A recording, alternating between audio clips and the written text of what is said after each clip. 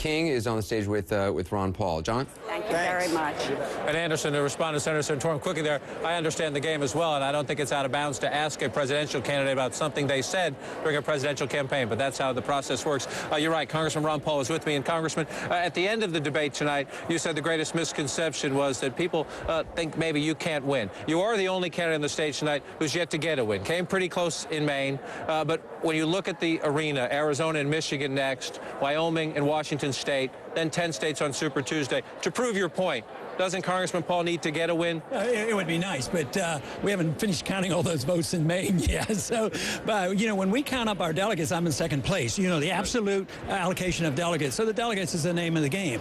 But I can expand on this whole thing about the polling. When I'm polled against the Democrats and the independents, I do better than the rest. So, and you know, the Republican Party claims they want somebody to win. And, of course, you understand why I have appeal to somebody outside the Republican Party, because the foreign policy is different. I have concern about civil liberties, and I'm a fiscal conservative. So I have a broad base of appeal. So that sort of goes by the way, and of course I have to fight to get that message out. What was your sense tonight from your perspective of the most interesting or the most significant policy disagreement or confrontation or discussion? Well, I think the most disagreement that's clear-cut is probably what you were able to point out.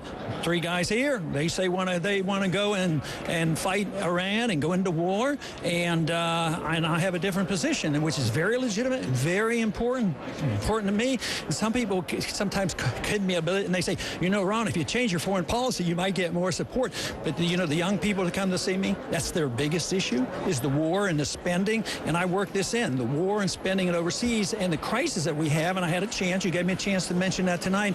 I think that is key, but it definitely is a different policy.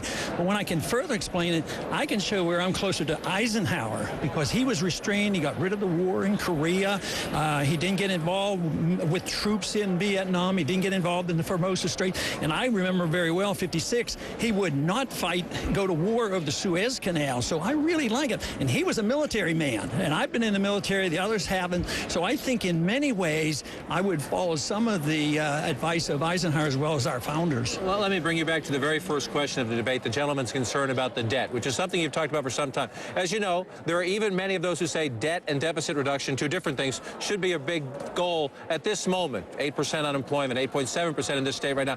Many say at this moment, though, take it easy and go more slowly, because if you pull too much money back, you might hurt the economy too much. You say cut $1 trillion in your first year. Do you worry that could have a negative economic impact? No, because it's a myth to say that if the government doesn't spend the money, it won't get spent. We're just talking about who should spend the money. When government spends the money, they make malinvestment and they take care of their friends.